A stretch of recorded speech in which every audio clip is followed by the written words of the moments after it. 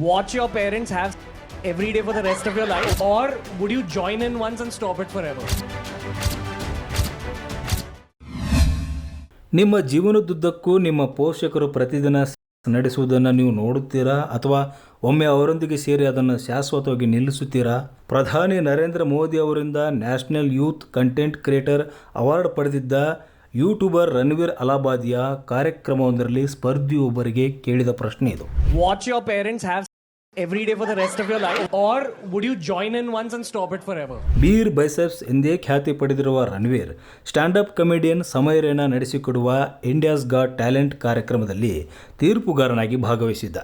ಈ ವೇಳೆ ಆತ ನೀಡಿದ್ದ ಕೀಳು ಅಭಿರುಚಿಯ ಹೇಳಿಕೆ ಸಾಮಾಜಿಕ ಜಾಲತಾಣದಲ್ಲಿ ಭಾರಿ ವೈರಲ್ ಆಗ್ತಾ ಇದೆ.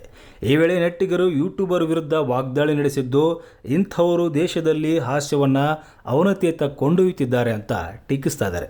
ಜೊತೆಗೆ ಆತನ ಚಾನಲನ್ನು ಅನ್ಸಬ್ಸ್ಕ್ರೈಬ್ ಮಾಡ್ತಿದ್ದಾರೆ.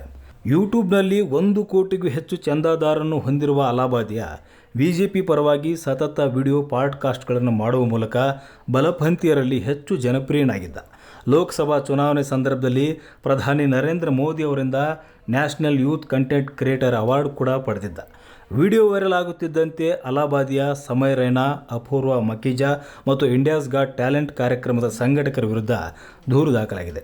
ಇನ್ನು ವಿವಾದದ ಬಗ್ಗೆ ಮಾತನಾಡಿರುವ ಮಹಾರಾಷ್ಟ್ರ ಸಿಎಂ ದೇವೇಂದ್ರ ಫಡ್ನವೀಸ್, ಪ್ರತಿಯೊಬ್ಬರಿಗೂ ವಾಕ್ ಸ್ವಾತಂತ್ರ್ಯವಿದೆ, ಆದರೆ ನಾವು ಇತರರ ಸ್ವಾತಂತ್ರ್ಯವನ್ನು ಅತಿಕ್ರಮಿಸಿದಾಗ ನಮ್ಮ ಸ್ವಾತಂತ್ರ್ಯ ಕೊನೆಗೊಳ್ಳುತ್ತದೆ. ನಮ್ಮ ಸಮಾಜದಲ್ಲಿ ನಾವು ಕೆಲವು ನಿಯಮಗಳನ್ನು ಮಾಡಿದ್ದೇವೆ. ಯಾರಾದರೂ ಅವುಗಳನ್ನು ಉಲ್ಲಂಘಿಸಿದರೆ ಅದು ಸಂಪೂರ್ಣವಾಗಿ ತಪ್ಪು ಮತ್ತು ಅವರ ವಿರುದ್ಧ ಕ್ರಮ ತೆಗೆದುಕೊಳ್ಳಬೇಕು ಎಂದು ಹೇಳಿದ್ದಾರೆ.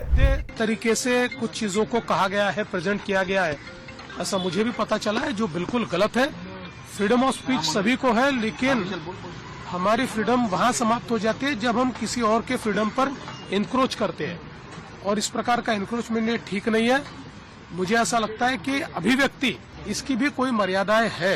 हमारे समाज में हमने अश्लीलता के भी कुछ नियम तैयार किए हैं.